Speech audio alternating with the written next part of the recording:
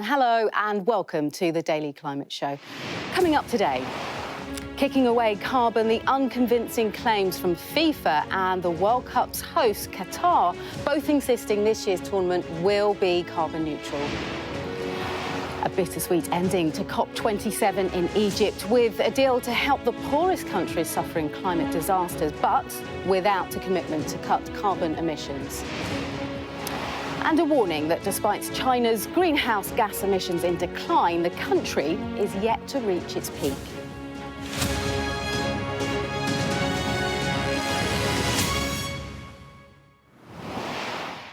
Hello and welcome to the Daily Climate Show, where we track the changes to our world and interrogate some of the potential solutions to the climate crisis.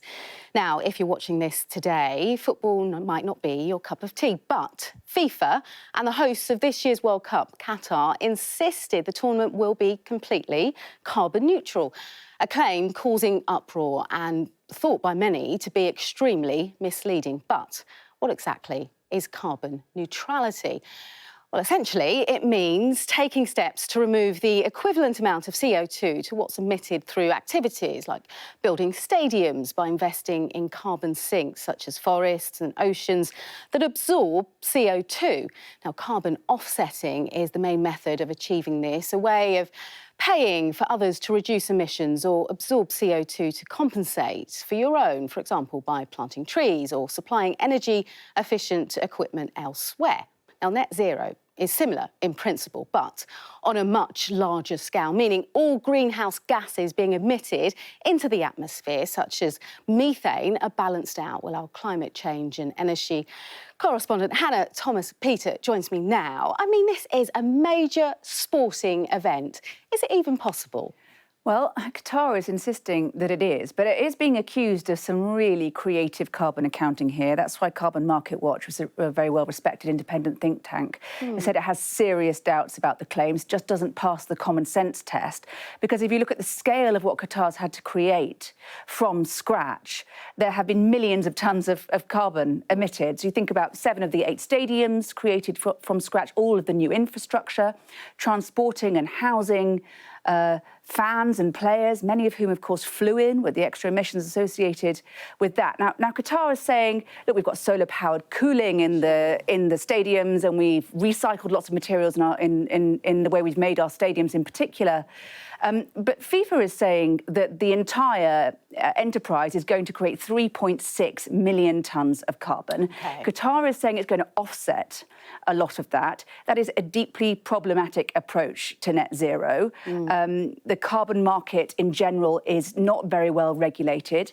In this case, a fraction of the necessary carbon credits have been purchased. A lot of them have been purchased in renewable energy, which was going to reduce carbon emissions anyway, so there's no additionality, which is a key test of carbon credits.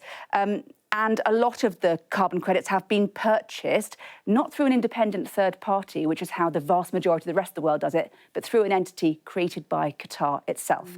Now, this country is not alone in creating millions of tons of emissions in relation to a big sporting event. It happened in Russia, the World Cup, in 2018, and then in 2016, in the Rio Olympics, created 4.5 million tons of carbon emissions. But Qatar is the only nation that has claimed carbon neutrality, and that is why it is being so closely scrutinised and accused of greenwashing. Okay. Hannah, thank you very much. So interesting. Well, let's take a look at some of the day's other climate news for you now, because China's greenhouse gas emissions have been in decline since last year. That's according to a new report that's warned, although this may seem like positive news, there could still be some way until the country reaches its peak. Well, China's policies are still not fully aligned with long-term goals to limit temperature increases. And while the country is doing well in areas like clean energy and electric vehicles, new research suggests it's still off track in the coal-fire-powered iron and steel area.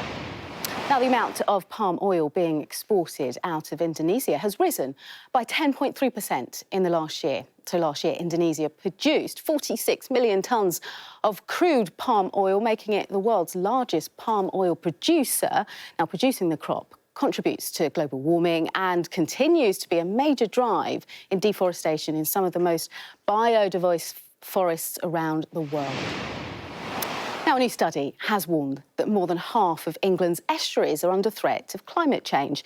Now, estuaries are bodies of water usually found where rivers meet the sea and are key for maintaining wildlife, such as wading birds, and acts as breeding grounds for fish. But scientists say a combination of rising seas, lower river levels and man-made barriers, such as weirs and dams, are putting freshwater habitats in estuaries at risk. OK, now after hours of late-night negotiations, the COP27 climate summit finally came to an end a day later than expected. And the final result? An agreement on loss and damage, a dedicated fund to help the poorest countries suffering the worst effects of climate change. So almost 200 countries signed up to the landmark deal. An example is Pakistan, following its recent catastrophic flooding. But there was no agreement on cutting carbon emissions, the root cause of those climate disasters.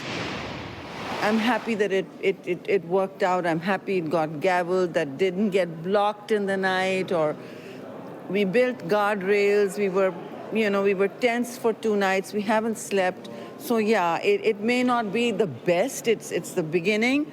It's a tremendous outcome. We've been fighting for this for 3 decades, and the group has been putting forward many proposals, and the world has come together. I've been very clear in my comments that I'm disappointed we couldn't go further than Glasgow here, and that's something that's being echoed by other parties, particularly climate vulnerable countries. The only way you can get us where we need to be is by quickly reducing emissions, and that's the only way you can stay on the 1.5 Celsius trajectory, and I have not seen progress on that. What we have actually seen is increased investment, increased commitment in terms of renewables. Yes, there's been backsliding in terms of fossil fuel use in response to the energy crisis. Well, joining me now is Nicola Day, Deputy Head of Rathbourne Greenbank Investments, and Frankie Oliver, founder of New Society. Ladies, thank you very much for joining us. So you would have heard there some of the world leaders, their reaction to that deal made in COP27 in Egypt. I just want to get your thoughts on this. Do you feel, Frankie, that COP went far enough, or did it fail to hit the mark in terms of that loss and damage fund agreed? Well, it's obviously excellent that we have some agreement around the loss and damage fund, but there is no framework around how that fund is actually going to be administered.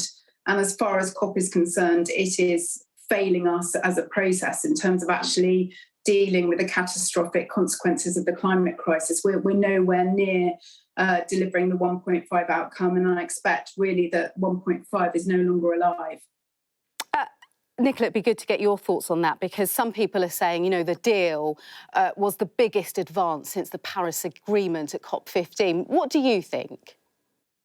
Well, I agree. Certainly, it was very mixed. It was good to get that headline announcement on the loss and damage financing. It was the first time we had financing for loss and damage on the agenda.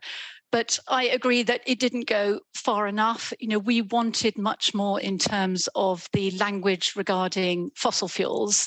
And also, you know, we do know commitments need to really ratchet up. We've heard from the scientists over the last 2 weeks who are really talking with much more urgency now. You know, we're heading for sort of in between 2.4 and 2.8 by the end of the century, which will bring catastrophic change. So we absolutely realise that ambitions need to raise enormously from here. And that wasn't in the final text. But I do think, you know, it's a COP where we've seen 2 outcomes, not only just those headline figures, but we have seen a lot of collaboration on the ground. And I think that's where we're really seeing some of the positive sides of COP27 coming out. And it's interesting around language, because that is quite powerful, but there was no, in the text at least, no commitment to phasing out fossil fuels. Nicola, what do you think of that? Yes, there certainly wasn't the phasing out. It was still stuck to the language of phasing down, and it was only going to fossil fuels in that limited sort of coal. side. So we didn't have the full fossil fuels, and the language is still phasing down, not phasing out. So definitely we don't think the language is aggressive enough at the top. And actually, having been at COP27 for most of those 2 weeks, it wasn't really reflecting a lot of the language we were hearing on the ground. There is more ambition on the ground. But these final texts, they have to bring together the consensus from nearly 200 countries. It's a very hard process. And I think, it's important we just keep on nudging forward and trying to make sure that these steps are bigger each time at COP. But the fossil fuel side was disappointing, I agree. Frankie, I know you have a 9-year-old. For you, after this COP, how do you feel about the future? Well, I feel deeply concerned. I mean, I know that by the time my 9-year-old hits 20, it's more than likely that all coral reef will be dead. It's more than likely that the Greenland ice sheet is going to collapse, which is going to cause catastrophic floods and droughts, etc., around the world. This is going to cause food shortages, water shortages, mass migration, geopolitical risk. I mean, I think the situation is absolutely horrific. And I think what we know from these COP conferences, I mean, we had unilateral agreement from 197 countries at Paris in 2015, and we're still absolutely nowhere near dealing with this climate crisis. The NDCs that all countries were asked to submit for this COP27, only 24 of the 197 have actually submitted. And we've only cut the 45% emissions target that we need to achieve by 2030 by 1%. So everybody listening to this really needs to take a minute and consider just how grave a situation we are in and how these processes are simply not tackling the climate crisis. And to both of you, very briefly then, because the message here is that we've had almost 30 years of COP talks, the next one being in Dubai, COP28. Are they working? Very briefly, Nicola. I think they're working from the point of view they are an important part of climate action. They really are the point where you have the countries under scrutiny to raise their ambitions. And it's a great environment where you do see this collaboration on the ground, really initiatives being launched between policymakers, the private, the public sectors, initiatives strengthened, collaborations formed, lots of deals done, and lots of knowledge sharing. And that's really the power of COP as well as these headline And Frankie, do you think they should continue, or is there another way of making improvements and agreements in the future? Very briefly, we're running out of time.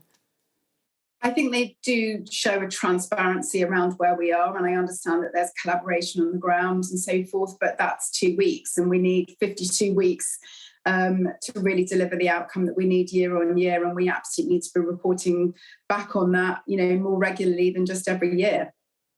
OK, Nicola Day and Frankie Oliver, thank you very much for your time and insights today.